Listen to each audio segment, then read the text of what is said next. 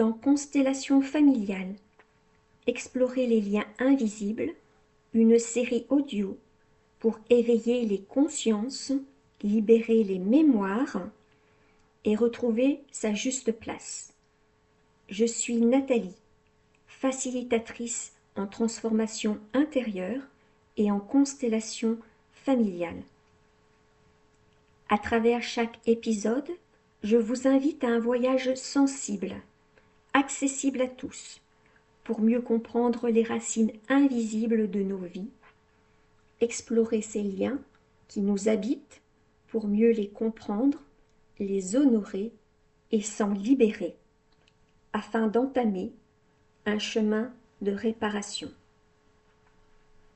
Installez-vous confortablement et ouvrez grand votre cœur. Puis, laissez-vous guider par la voix du chant qui sait. Avec l'épisode précédent, nous avons clôturé la partie 2 de cette série, consacrée aux blessures, aux mémoires et aux cas concrets. On y a exploré les drames, les silences, les absents, les douleurs profondes. Ce que l'on hérite parfois sans le savoir et que la constellation permet de révéler, de réparer, de pacifier. Aujourd'hui, nous entrons dans la partie 3, appliquer les constellations à sa vie.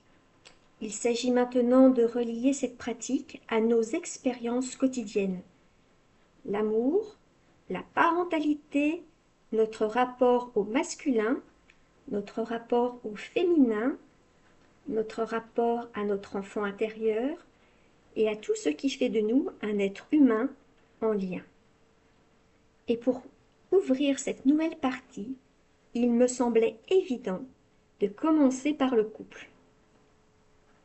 L'amour est un miroir, un révélateur, un amplificateur, et parfois un champ de bataille entre nos blessures, nos loyautés inconscientes et ce que nous désirons profondément. Dans cet épisode, on va explorer comment la constellation familiale peut éclairer la relation de couple et pourquoi certaines histoires se répètent, résistent ou s'enflamment. Commençons par cette phrase. En couple, on n'est jamais deux. On est deux, et toutes nos lignées avec nous. Chacun vient avec ses histoires, ses blessures, ses secrets, ses loyautés, ses absents. Et parfois, sans le savoir, on rejoue le lien que nos parents ont vécu ou celui qu'on a voulu fuir. Des exemples. Une femme choisit toujours des hommes émotionnellement absents, comme son père. Un homme quitte chaque femme au moment où elle s'attache, par fidélité à une mère trahie. Un couple s'aime profondément, mais ne parvient pas à vivre ensemble car un jumeau perdu agit dans le lien.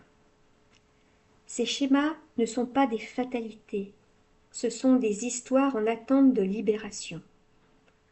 Et puis, il y a les triangulaires. Quand un tiers est présent dans le système, un ex toujours là en mémoire, un parent trop envahissant, un frère décédé, un jumeau perdu, un secret d'adultère. Le couple vacille, car le lien énergétique n'est pas clair. La place du conjoint n'est pas libre, et la relation ne peut pas se poser en sécurité. La constellation permet alors de rétablir les places, pas pour dire qu'il est bien ou mal, mais pour regarder ce qui est, et remettre chacun à sa juste place dans l'ordre du cœur et du système. Cela peut vouloir dire rendre à une ancienne partenaire sa place d'ex, reconnaître une première épouse oubliée dans la lignée, ou dire symboliquement « tu étais là avant moi, et maintenant je prends ma place ».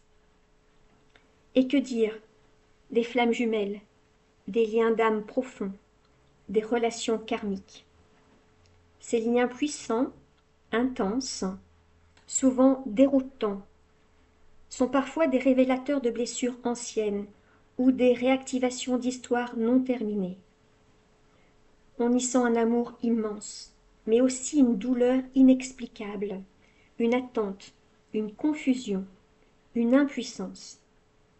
En constellation, on ne pose pas d'étiquette magique, mais on peut explorer ce que ce lien vient activer, soit une séparation ancienne non digérée, soit une fidélité à un enfant perdu, soit une confusion entre amour, sauvetage, fusion, dépendance. Et souvent, l'apaisement vient quand chacun reprend sa place dans sa lignée, et que le lien peut se regarder avec lucidité et non plus avec illusion. La question du couple est toujours liée à celle de la place. Est-ce que je suis à ma place, moi? Est-ce que je prends la place de quelqu'un d'autre? Est-ce que j'attends de l'autre qu'il me donne ce que mes parents ne m'ont pas donné? Est-ce que j'aime ou est-ce que je répare? Ces questions sont au cœur de toute constellation autour du couple. Et les réponses ne sont pas mentales. Elles se révèlent dans le mouvement, dans le chant, dans le corps. Dans le prochain épisode, on continuera dans cette dynamique concrète, avec un thème tout aussi puissant. Être parent. Les enfants nous révèlent. On parlera de parentalité, de transmission inconsciente, de fausses couches, d'avortement, de place dans la fratrie, et de comment les enfants viennent parfois montrer ce que le système n'a pas encore regardé. Merci d'avoir écouté cet épisode. Prenez un instant pour ressentir ce qui a vibré en vous. Et si cela résonne, n'hésitez pas à partager, à revenir ou à vous laisser inspirer par les autres épisodes. Retrouvez-moi sur mes réseaux ou lors d'un accompagnement pour continuer ce chemin ensemble.